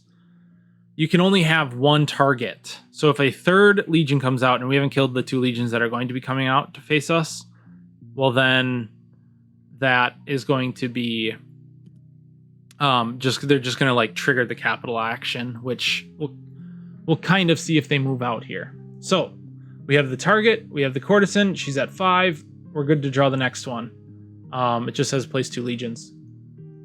So, oh, the Imperial Guard. Oh, and I forgot. The player that has her immediate effect is place or target that player discards 1 for the rest of the game. So Yanni is going to lose 1 action point for the rest of the game, which stinks, but it's honestly better than having the Imperial Guard come after her.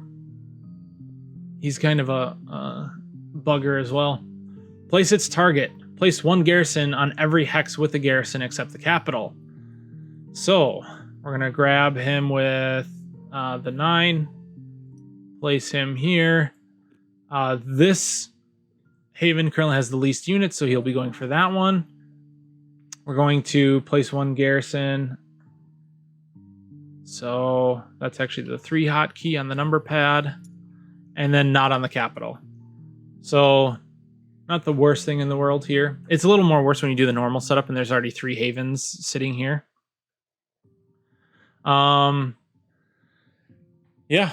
So that is that. Now, if there are no horde, place 1 horde at threat 5. Well, we have 2 hordes still that we're fighting, so we don't have to do that. And now we have just we have to place activation tokens.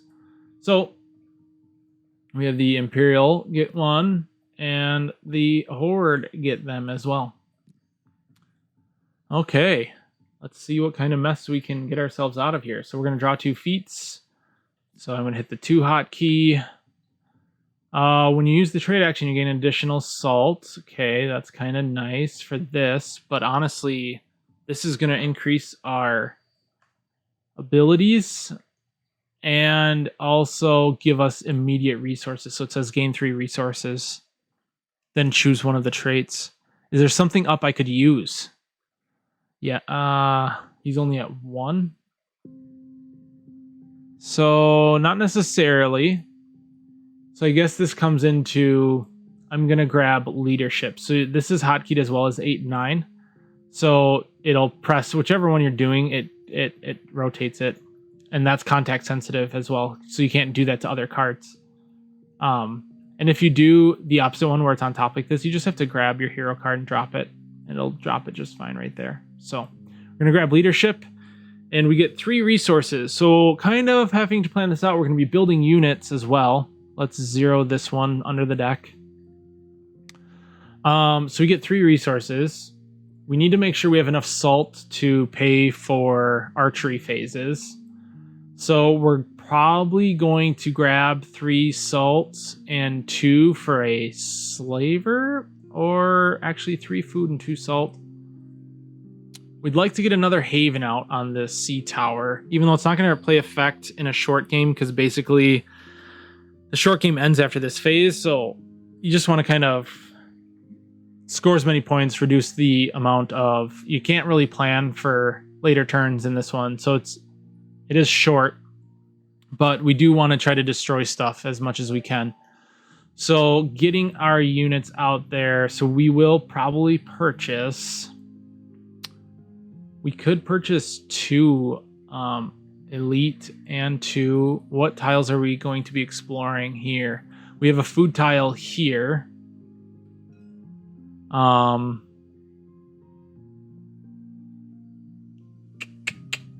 we can also just teleport to anywhere. So we could teleport to plunder, which doesn't help us.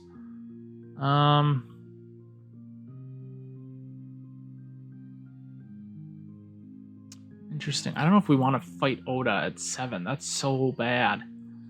I think we just need a resource gather here and here. So we will get food. So if we spend all 6 of our food on these 2 elite warriors and 2 salt, let's grab 2 more salt and 1 more food. That'll give us possibly 2 archery, 1 command action, but also we could get some from here. Okay. So now we're going to go ahead and I'll show you that little deal trick here. So this is the blue player. So we'll just hit blue twice.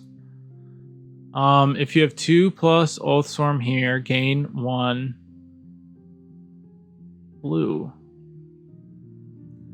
That seems good if we could pay for 2, oath sworn. Get an item even if you could not use it. 2 a ton. Let me draw a new quest. Yeah, let's grab, I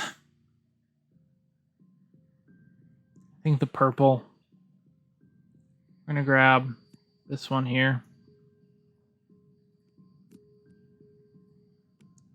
So that one staged down like that because if you get your other one, it'll slide in between there. So just as you know which one's facing up is the one you have. And we get 3 resources. So we've already said we're going to buy our Koloth for 3 and 4. Which would then also get us... It'd be really good if we could build 2 havens for Yanni. So we need to be very optimal in what we do here, because we basically want to kill the counter of omens and then build havens here or possibly here. But if not, we'll have to probably pivot and maybe jump over here so that way the courtesan can't get to here. So we are going to want at least 2 plunder. We will gain salt back. We're buying a Koloth. We have 2 of our younglings. So if we buy a spear for 2, sorry, I'm just kind of trying to talk this out, and a Koloth for 4, we're out of salt. And that puts us at, we're going to definitely want probably 1 more plunder, because then we can buy, and then 2 salt, because then we can buy another youngling for this fight here and have 3 younglings, a Koloth, and a spear singer, because we don't need a whole lot of archery because of where we're at, and we'll just kind of figure out the sea tower from there. So that's how we want that one. Okay, so we got that. We sent the other one to the bottom. Now we're gonna build units. So I guess I could have just like done that, but if we're talking order of operations, that had to happen first. So we got that. And now we're gonna build a youngling for 2 and an archer for 2 plunder, leaving us the 4 plunder we need. Did I put him somewhere? 1, 2, 3. Oh, I didn't grab the spirit. Okay. Sometimes it gets confusing. Okay, we got our 5 units here. Hopefully we can take out the counter of omens this time around. And Hanzo is going to purchase a berserker, 2 and 3, and another berserker, 2 and 3. So we get both our berserkers.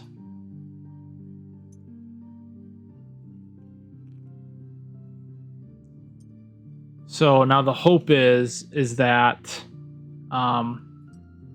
we will use this army with the slaver to generate the other sellswords to fill out this army here.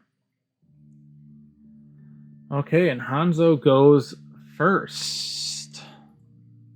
So let's just go ahead and I think fight that garrison. So we're gonna command 1. Move everyone here.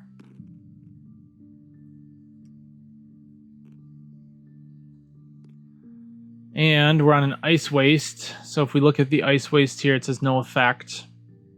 So for archery, we are going to roll, and I forgot that we have this up now.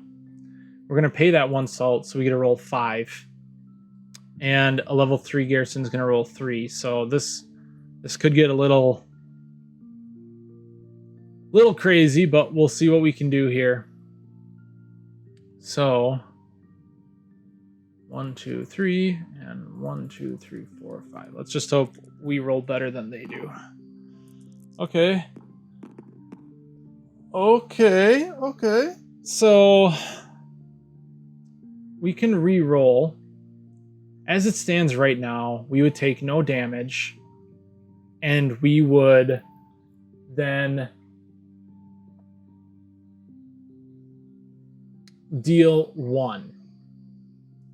But I think we want to flip this to re-roll these 2 dice and try to get some more skulls. If we can get 2 skulls here, we just win, and we don't have to worry about fighting a strong garrison, because even at level 2, the garrisons can be kind of nasty with a blue, yellow, yellow, white. And we're still just rolling a bunch of whites. So we're just going to try to take advantage of this and see what we can do. Perfect. So we've got now the 4 damage we need to take out a level 3 garrison, and we take 0 hits, and we gain 3 points for that. So, Anzo, doing good. I can't find him for some reason, so we're just going to move that. And that's his activation. I think Yanni, we're just going to probably get right into it, seeing that I don't think any of the items here are going to help her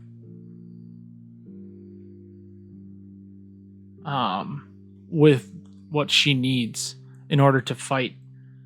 She can't grab this one, which would help. So we're just going to go ahead and do also command action here. And let's try to take out this counter of omens. Sometimes it can be... I probably should have done one of those hotkeys to have them all arrange. That probably would have been easier. So if we grab... press... there we go. He's hiding, but he's there. So archery is just going to be getting counter of omens up here. 1 white versus 1 white because of the Highlands. The Highlands only allows you to roll 1 die. So enemy will be over here again. I will be here. Okay, of course. Just like last time. Let's just get rid of that spear singer, seeing that they're not doing their job. Now, though, now is when is our time to shine here. So we get 3 blue and a black. He's going to get purple, blue, blue, yellow, yellow. So purple, blue, blue, yellow, yellow, and I get 3 blues and a black. Okay. So 4, they have 2. Place 2 skeletons on an empty hex. After damage once per round. So for point generation, we could honestly place them close, and hopefully then we could just kind of do a roundup here.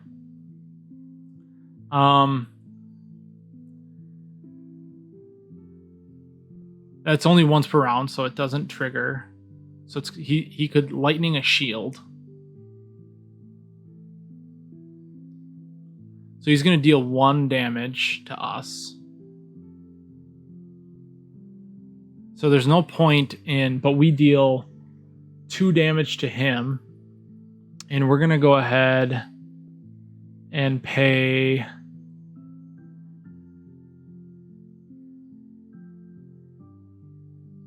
Ooh. On any explored hex without enemy units. Okay. We're going to do a little dirty trick here. So we're going to discard this, then destroy your Koloth to ignore all... Ooh, nope, that's a little different ability than I was thinking it was. I was thinking of the troll ability from the from Call's faction, the Crow. So we will deal... What's the 2 at? Oh, 2's much better than 4. So we'll just take a damage, and we'll deal 2 damage. 1, 2. Okay. So we're going to roll 2 blue and a black, and the counter of omens is going to roll 2 blues and a yellow. So I like my odds there. We also, as a backup, do have this Whip of Thorns if we need it. Ooh.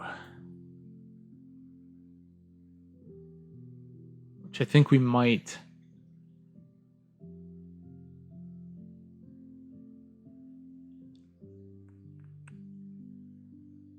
So let's do... Okay, this is how we could manipulate this. So I'm going to turn... So I'm going to discard this, then destroy your Koloth here to ignore all... No, because now I have a Youngling in the Chaos Graveyard, so that doesn't help me. Shield. Flip this to lose 1 and gain a lightning. Okay, let's just do 1 shield. We'll pay 2 food for a second shield, so we'll only take 1 damage from here. And so we lose another Youngling, and we destroy the Counter of Omens. 1, 2. So Counter of Omens is gone. If destroyed, place 2 skeletons here, gain 2 victory points. So we gain 2. 1, 2. 2 skeletons go down. Oh my gosh, that was a bad mistake.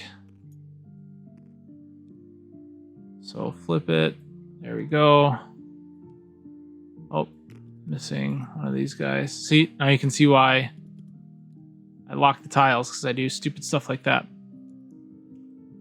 So Yanni, Koloth, and now we have 2 more skeletons. So we could really use some cleanup over here. So now there's no archery units left, so we're just going to go right into fighting. So we have red versus black-blue. On blanks. Oh no.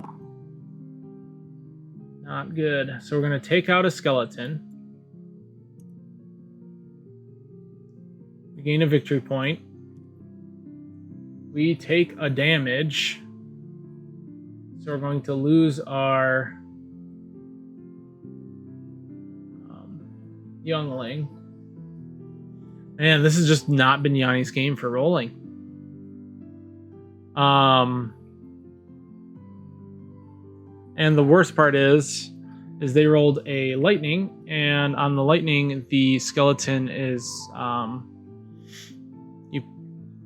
you gain a skeleton back. So we have a skeleton come back. Now it's just the Koloth versus the 2. So we can go 1, 2 versus the Koloth, and I rolled a red die. So hang on, back up. Black, blue is the proper roll. So it would have killed both. Oh man, way to screw up on when you're recording, huh, Adam?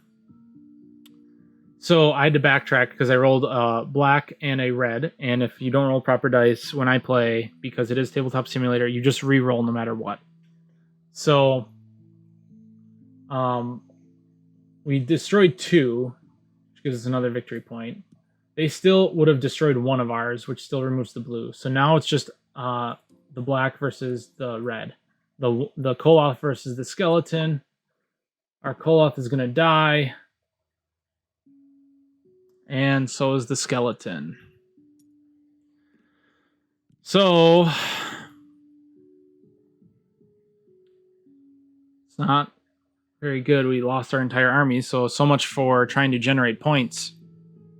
But we did get some points at least, and we can now build a haven. So we might have to just focus on building havens. We could always have the hero move here and build a haven, because... Oh no, now Oda's going to go in there. Okay, well, we'll get to there when we need to. But that's the end of that activation. So it's Hanzo's turn now. He's going to go ahead and build a haven for 2. Place a haven down. Then we go back to Yanni. So Yanni is going to Probably, well, first and foremost, she's going to Haven as well. So 2 there. We really need to just focus on getting her as many Havens and as points as possible. With her now not having an army, Hanzo can teleport from here and maybe clear out stuff. But, and then, you know, we could get her another tile here, which would be a safe tile. But the other focus will just be on her trying to score victory points through things like quests like this. So we'll have to probably do the intercept the Empress caravan and see what we can do with that. So, okay. Hanzo's turn.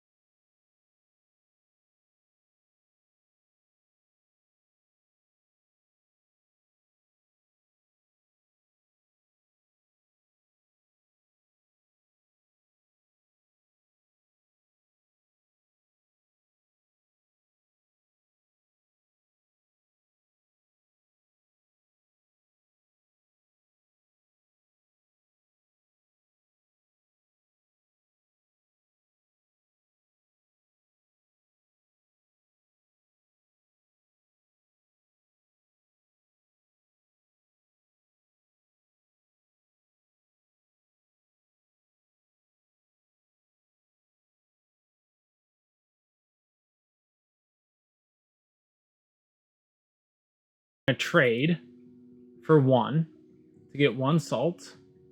And then we're going to command for 1.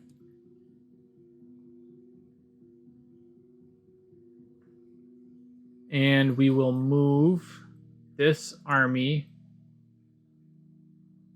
here.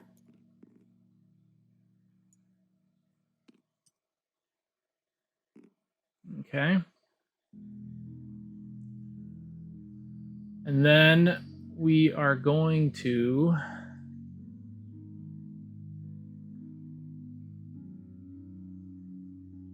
we are running out of actions fast. Fight. So we're going to pay 1 salt. And that's going to be the garrison here and the 5 dice for me here. Okay, shield, skull, skull. Oh my gosh. So you can't reroll. Could ignore, which I might do. Pay 1 to ignore the shield. So we each take 2 damage. Well, I take 1 damage, it takes 2. So we'll get rid of 1 hunter. Oops, that hunter was supposed to go in the Legion. So there. And this takes 2 damage, which moves Hanzo up 2. Okay. Now we go to Clash. So the Clash on a level 1 is just a blue, white, and I get 1, 2, 3, and a nope, that's gonna be wrong. So we get a red instead of a blue. So 1, 2, 3, and a red.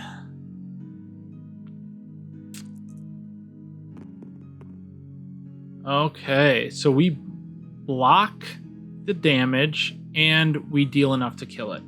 So we're gonna wipe it off, gain another point, and that army is intact that way.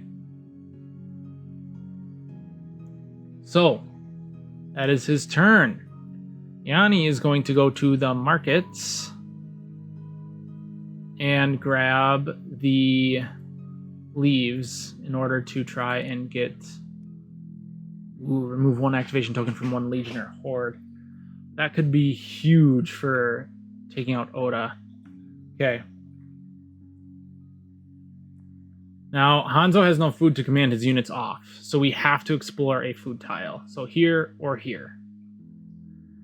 I'm thinking since we have the 3 havens, we may or may not want to try to kill Oda. But the safe move would just be to search this one.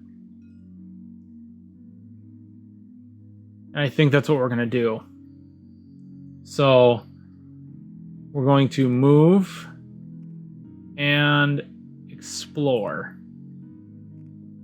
So Hanzo can teleport back because he's on a C tile. Unlock, we're going to flip this. Gain 2 food. If empty, place 2 garrisons. If not, reinforce. Play 2 garrisons on an empty hex with no X. So we'll leave the wall here. And we're going to lock this in place. We're going to place 2 garrisons. So 1, 2. And then we're going to gain 2 food. So now Yanni's turn. We still can't build that last haven. So we're going to quest. And since we're on a ice waste, even though it's a sea tower, it's still an ice waste. We're going to try to solve this because this gives salt and victory points. And we're going to shoot for skulls. So I get to add any 1 die. So I'm going to take a black die. There's no point in having this. So I'm going to add a second black die. Sorry, and the leaves. I guess I'll just show you what the leaves are. Discard this to add any 1 die. Basically, it's Yanni's ability. But we're going to do it twice now. So we're going to have 2 blacks, 2 purples, red, blue, and orange. Red, blue. Actually, instead of orange, we're going to go white to try to help get that shield just in case.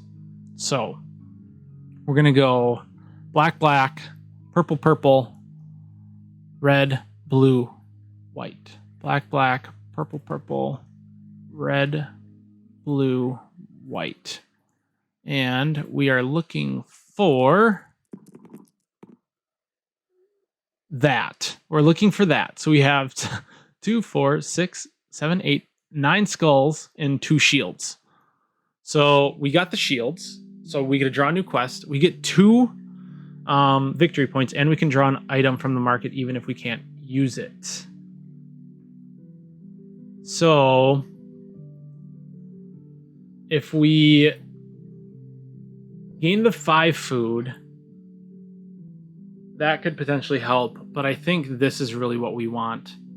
And just completely ignore the counter of omens then from moving and gaining another curse, which reduces them by 1. So we're going to go ahead and get this for the solving. We get 2 victory points. And we get to draw a new quest.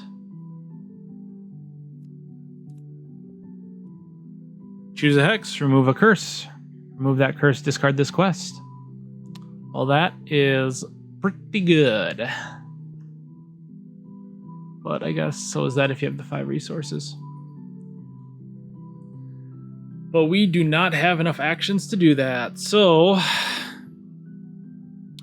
we are going to do our last command action to get off of Yanni's space. Pay 1 food. So these guys are on a sea tower, so they're considered adjacent to here. Now, the interesting thing is, as well, I could use this nether sea compass to also include any units from here. And that's what we're going to do, so we have a nice, strong force. So we have our... Okay, we're going to get Yanni out of here. So we have our...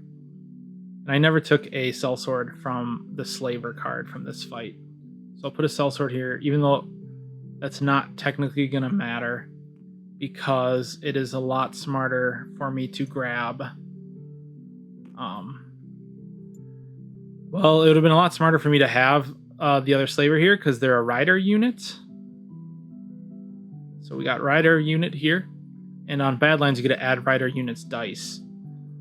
So Badlands, yeah, they're fun spaces. But we're going to grab a Berserker then from here. And discard... Oh, we already did. So, level 2 garrison versus my, well, 4 archers in this case, because the rider counts as an archer. So we get to do 3 dice and a red versus the 2 whites of the garrison. Okay, very defensive. That's okay with me. We block both and we take the garrison down by 1. That is definitely okay in my book. We didn't have enough salt to pay for that one, but that's okay. So we got it down by 1. Now we get to roll these same things plus the purple of the Berserker, while the garrison only rolls a white and a blue. So we have Berserker, Slaver, and our Huntsman. 1 shield, I like that. No damage. And we have plenty of damage to go through, destroy, and we get to either do the cheapest unit from the graveyard or the shapeshifter. Now, this is huge for us because this lightning is actually going to prevent the Imperial graveyard empty now, because we're going to take the cheapest unit, place it on the Haven. We destroy it here, so we get a point. By taking it out of here, now there's no one left in the Imperial graveyard, reducing their points by 2, so that's very crucial. And we have the Slaver trigger, so now we also get to place a sellsword on this Haven. So now we have another army of 5. So see, you can see here, even in 2 chapters, that Slaver basically produced a whole second army for me of basic units, but I didn't have to pay. That's, 6 resources I didn't have to pay for, and was able to then just buy more expensive units once I had that basic engine going. So it's pretty nice. Got some points out of it. We have 3 havens. We're pretty well protected. I feel pretty good where Hanzo's sitting. Yanni, on the other hand, she's a little bit more, had more struggle, but I feel pretty confident about this as well. It is only a 2-chapter playthrough. So we're going to go ahead and just optimize our points. We're going to build a haven. This haven is actually going to give us 3 points now because it is a special tile. So we get that bonus, and the building the extra haven here grants us 2 more points. So that is the last action of our 2-chapter game. So now we're going to go into... Oh, and before, I guess, that's done, I guess technically this isn't always... We're going to discard this to remove 1 activation token from 1 Legion or Horde. So we're going to do that, and we're going to remove this one. Why I'm choosing this one is to reduce, since the Empire is a lot further behind, I want to try to reduce the Chaos's numbers. By him not moving, he won't drop a curse there. So that was the intention behind that. So, Nemesis phase. The Courtesan will activate. So she will drop a garrison here, but if we read the tile... If you would place a 4th garrison, normally you would score a victory point. But on the capital, instead, you will place it on an empty hex. So she will go ahead and place a garrison here and move here. Because normally it would be like dropping a garrison behind. So if you're here and then you move here, you're dropping it just like the Chaos. But because it's on the capital, it places somewhere else. So thematically, I guess it makes sense to place one there. But it is your choice as long as it's empty. That is her activation. The Empire will do the same. He can't move there, but he's also trying to move just to his target as fast as possible. Drops a garrison we'll do the same thing there, which does score them extra points because now they have 3 tiles with garrisons instead of just 1, but I think we'll be okay. And we have that there. He is now done activating. Oda doesn't get to activate. We basically just let him survive because he's a pain in the butt to fight. And like I said, I think he's probably the horde I dislike the most. So yeah, that's kind of interesting. And let's see here. So we got that, and I think that's it. So we're going to go to production. So this is important to do production as well. So we'll start here. We got 3 because you can use these resources to pay. 2 for victory points at the end, and 3.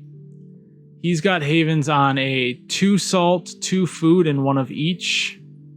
So 2 salt, 2 food, 1 of each. Yanni has 5, 1, and 2. Glad we could get her back up and going. And then she also has 2 production, or 2 plunder, 2 salt, and then 1 of each.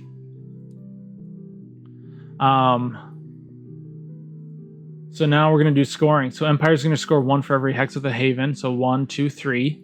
So we got 5. They're going to score 1 for every legion in play. That's 2. So that's 2 more.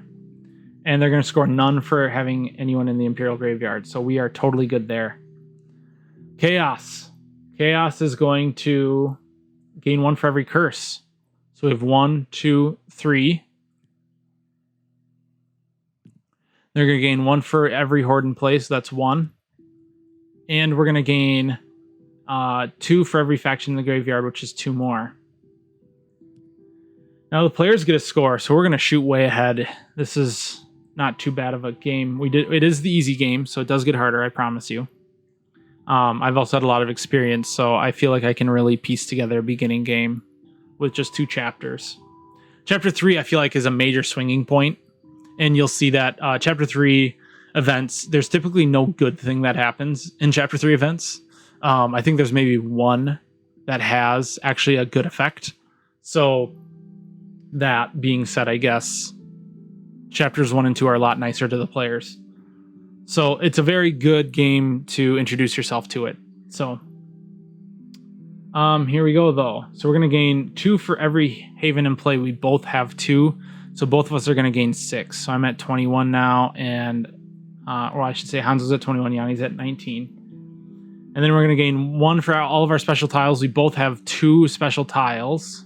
So that's there. And now we could pay 5 resources for every 1 victory point we need. So we've technically already won because we're just ahead of the Empire and Chaos here. But we could, if you can see here, I now have enough that I could buy 3 more, and Yanni has enough to buy 3 more as well. So we could theoretically purchase 1, 2, 3 and end there, and that would kind of drain our resources. And that would then be the end of the game for a 2-chapter beginner game.